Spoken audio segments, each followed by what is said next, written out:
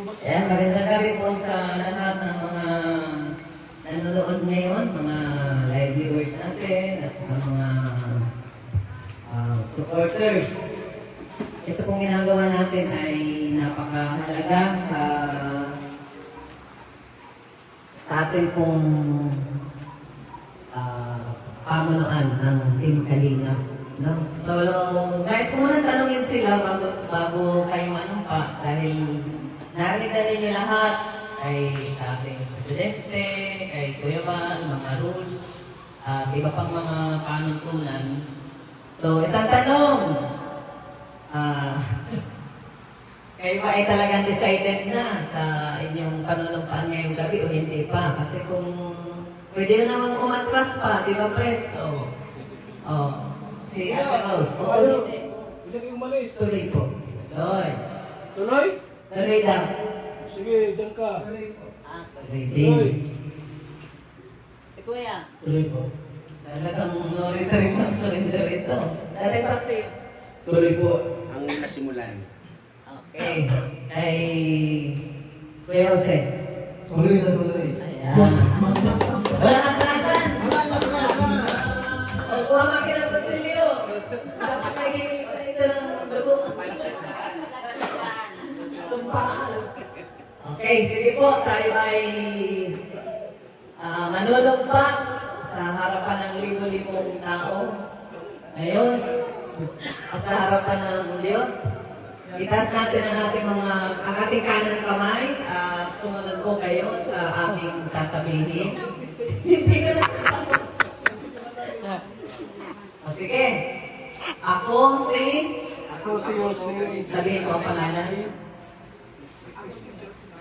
Nahirang bilang yung komposisyon ninyo ng lugar na Ang lugar ng Lungsod Albay. ay taimtim na nanunumpa, ay taimtim na lumpa, nagagampanan ko nagagampanan ko ang aking tungkulin ang aking tungkulin sa abot ng aking makakaya sa abot ng aking makakaya sa ilalim sa ilalim ng pamuntunan ng Charity Vloggers Association of the Philippines. Taos puso kong susundin ang mga batas, mga alituntunin na nakapaloob dito. Buong puso kong sisikapin na gagawin ang lahat ng mga tungkulin na iniatang sa akin ng buong puso at hindi napipilitan lamang. Kasiyahan nawa ako ng Diyos. Yan, congratulations! Yan, kayo ay ganap na nahirap sa inyong posisyon. Picture muna tayo. O, tayo muna. Picture. Okay, tayo picture. Okay. Okay po. Sige po, upo muna tayo. Yan. At sisiguran po natin kung kailan panunumpak. Ito tayo yung tatlong witness dito. Para isil yung panunumpak po nila. Tatlo. Tawagin natin si Maria Cosinera bilang pagsisil na kanilang panunumpak. Tatlong witness yan. Ito na. Tibay. Tibay yan. Witness ka na dito. Ako si Maria. Ako si Maria Cosinera. Saksi ako sa inyong panunumpa. Sinisigilan ko ang inyong panunumpa ngayong araw na to. Sana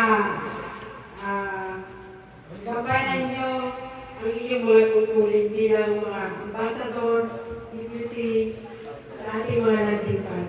Maraming salamat. Salamat po sa witness natin. Gabi Sierra, bilang witness. Ayan. Ayaw.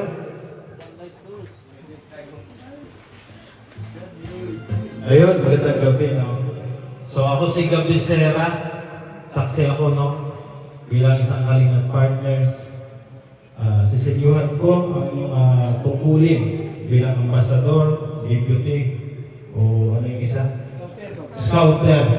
No? At tsagat-tsagat lang. At congratulations sa inyo. Salamat sa ating pangalawang witness. Yung pangatlo po, tawagin natin si Rhea Olarte.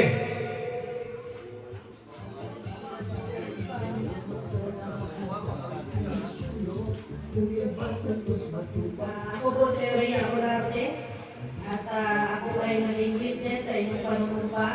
Sana ay gampanan niyo po ang inyong tungkulin bilang ambasador at scouters po ng bawat landipan. Tuloy na po tayo sa paghinga. Siyempre, pagpatuloy natin ang gawain po ni Kuya Santos Matuwa. Yan po ang lagay natin nasa isip. At siyempre, sa puso po natin ang mga kaano natin, gawa natin. So, salamat. Maraming salamat sa ating witness po. Tayo po lahat. Tayo. Ito tayo. At tayo po ay magkaroon po ng deklarasyon. Ito po sa mga scouter, movement ambassador sa ambassador. Okay? Ngayong gabi po ay ating pinagtitibay bilang Pangulo po ng Kalingap ang ating dalawang scouters, movement ambassador po ng Masbate at dalawang ambassador ngayong gabi. November 3, 2024. Alam mo natin sila. Okay, congratulations po. Congratulations natin. Walang atrasan. Walang kurunan. Seryoso na yan. Okay, salamat po sa ating lahat. Dati po.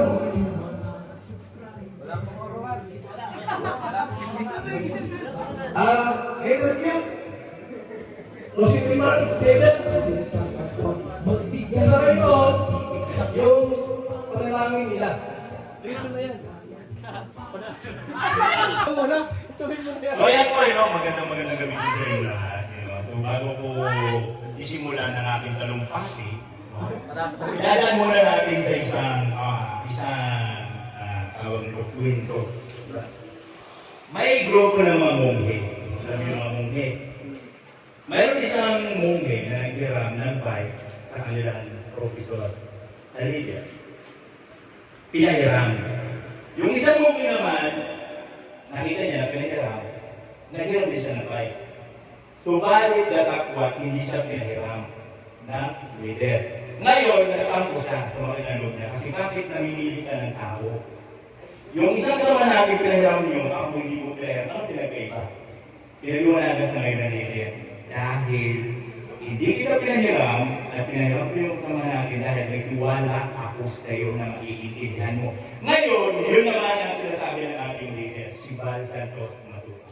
May tiwala sa inyo, may tiwala sa iyo, kahit ang mga tayo, hindi ka paniniwala. Pinagkatiwala kayo ni Kuya Val.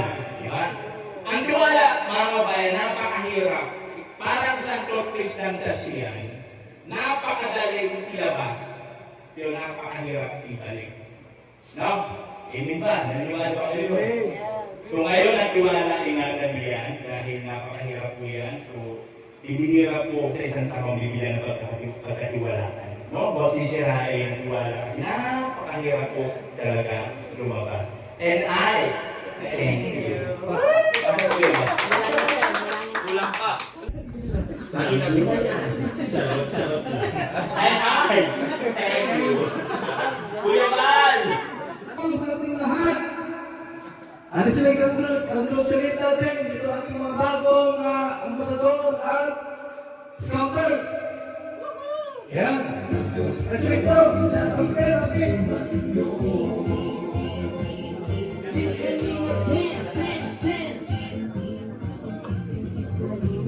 Ay, congratulate niyo.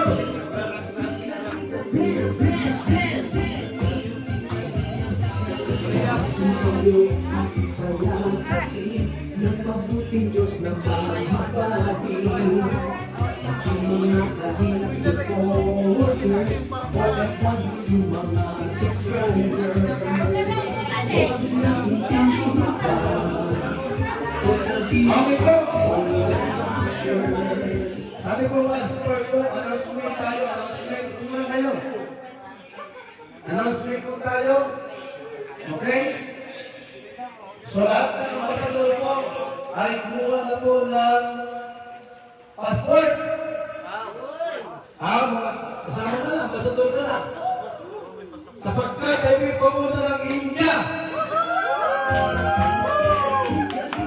Aling update, ambasador natin sa Davao del Sol, Joey the Great, ambasador natin sa Katarman, Samar, Jim Moreno Vlogs, ambasador natin sa Dumaca, Quezon, Alingap Jose, ambasador ng Albay,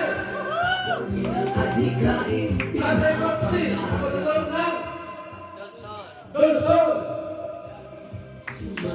Tapos, Laking Mumbai, ambasador po ng Masbate.